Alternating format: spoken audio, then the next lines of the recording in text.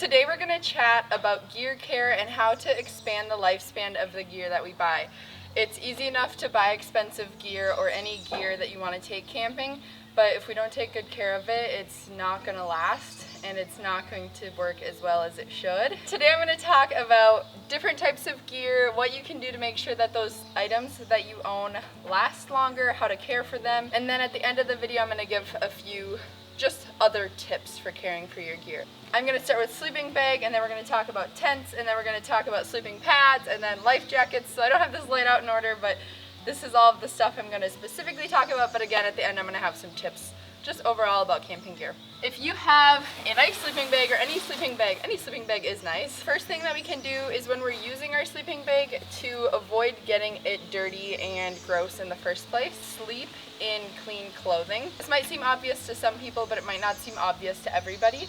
When you get in your sleeping bag at night while camping, you don't want to have soot on your clothes or body. You don't want to have food smells. You don't want to have dirt because that gets into your sleeping bag. It's harder to clean your sleeping bag than if you went to bed in clean clothing. So always pack specific pajamas or sleeping clothes, or don't sleep in clothes when you're camping to keep the inside of your sleeping bag overall more clean. Another reason to not sleep in dirty clothes is that if you were cooking in your clothing and then you go right into your sleeping bag, that scent will attract animals, anything from mice, chipmunks, to bears or other things that can smell you, so just go to sleep in clean clothing. The next tip for your sleeping bag is if your sleeping bag gets wet, which it might when you're camping, especially if you're canoe camping like I like to do.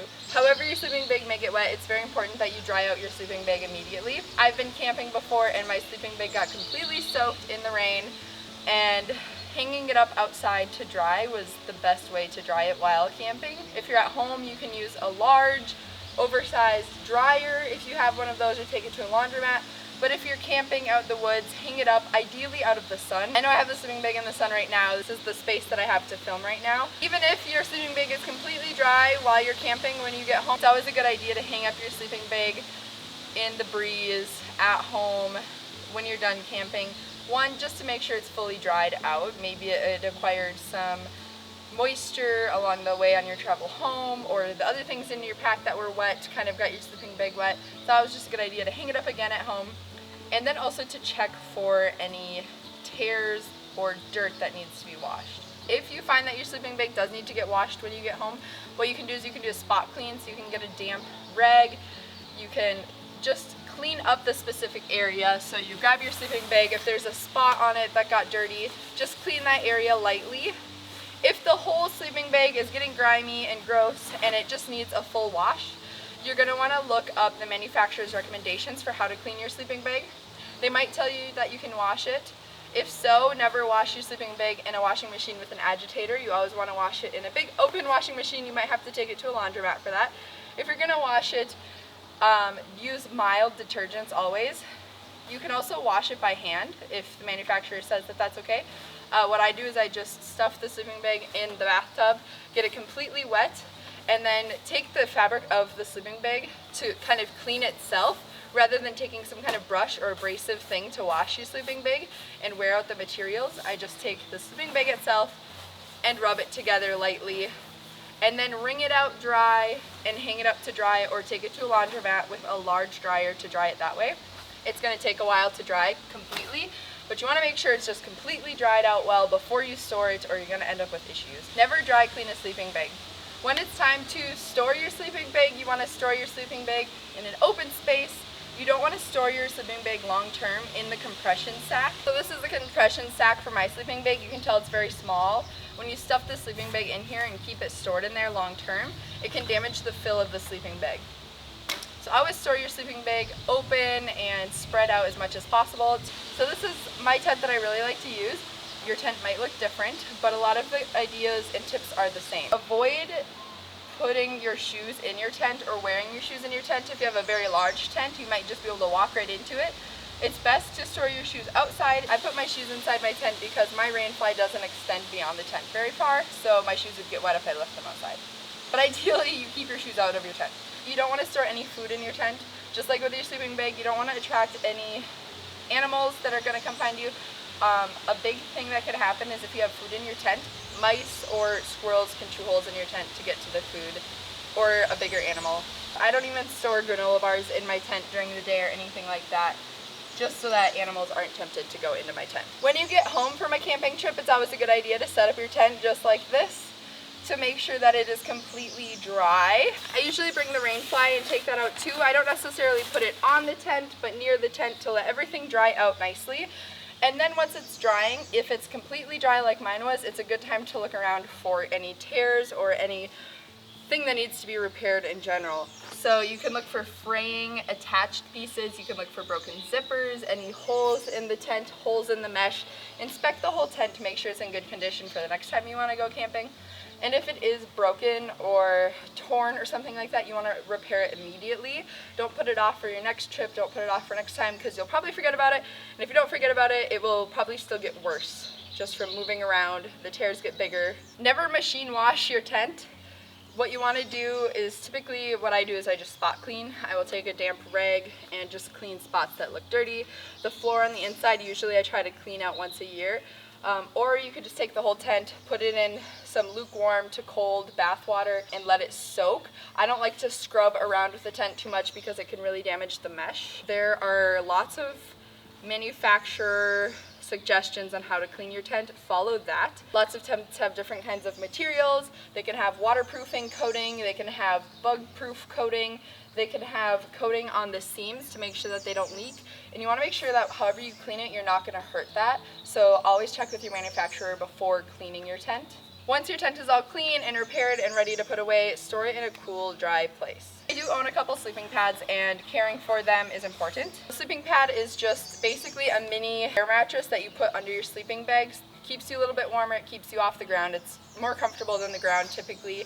So when you are unpacking your bag at camp or at home and you're taking all of your stuff out of your bag, sometimes I will just like toss stuff, especially at camp when I'm going to set up my tent. If my tent pad is over there but I'm unpacking right here, you actually don't want to do that. You don't want to throw your sleeping pad. Like I said, this is a little baby air mattress. They do pop, and even if you don't pop it or tear it, you can damage the material very easily by throwing it around. So it's best to just take it out of your pack and set it on the ground. When you are using your sleeping pad, you want to be careful with sunscreens, DEET repellents, and different chemicals so that we're not degrading the material of our sleeping pad with chemicals. If it gets dirty, again, just spot wash it, take a damp rag and make sure you clean your sleeping pad. In my experience, the materials are usually pretty good and they don't get gross. Don't put this in the wash machine. When you're blowing up your sleeping pad, that can actually bring moisture from your body into the inside of the sleeping pad. When your sleeping pad gets wet on the inside of it, it's very hard for that to dry out, as you can imagine. So what you want to do to prevent the inside of your sleeping pad from getting gross is after every camping trip, you want to inflate and deflate your sleeping pad a couple times with something other than your lungs. When you're storing your sleeping pad, you want to store it unfolded and unrolled if possible. Store it just like this. You can put it under a bed or hang it up in a closet, something like that. It's better for the material than being scrunched up, rolled up, and folded in half. You can tell my sleeping pad has a definite crease to it. That is because it has been stored incorrectly in its past. I didn't own this sleeping pad its entire life. So I take life jackets very seriously because they are a safety device. First and foremost, I'm going to give some tips about general life jacket care, but it's important to check the manufacturer's suggestions and guidelines on how to care for your life jacket to make sure that your safety device is working properly. However, when I care for my life jacket, one thing I do before a trip and after a trip is I always like to inspect it. Just look at it. Does it look like it's in good condition? Are the buckles working? Are the straps fraying? Are there tears in the fabric? If there are tears in the fabric, if the buckles are broken, get a new one because it's not going to work properly when you need it. If my life jacket is dirty when I get back from a trip, I always spot clean it or clean it completely. And then if I use it in salt water, which I don't typically do that because I'm in Minnesota, but if used in salt water, you really want to wash it after that to make sure that you get all the salt and everything off of it. And finally, when I'm finished using my life jacket and I'm going to store it until the next trip, I always make sure it is completely dry. You don't want to store a wet life jacket, just like you don't want to store any wet gear. It's good to hang it out to dry outside, ideally out of the sun. If you have a place in the shade to hang it up to dry, that's perfect. Now I have some more camping gear tips to care for your camping gear. that are not necessarily specific to these items, but just to your gear in general, because there's a lot of camping gear that isn't laid out in front of me right now. Of course, you always want to follow your manufacturer's guidelines. With any type of material, it's typically better to stuff the material rather than fold and roll it. With your sleeping bag, it's better to stuff it because you're not creasing the bag in the same places every time. That goes for camping blankets, that goes for jackets, that sometimes goes for tents as well. If you just stuff it into the place where it's supposed to go, it's going to crease differently every single time and you're not going to have wear lines. When you lend out your gear to a friend or family member, make sure that when you get it back, you fully inspect it, set it up, make sure it's dry, make sure it's in good condition before you store it.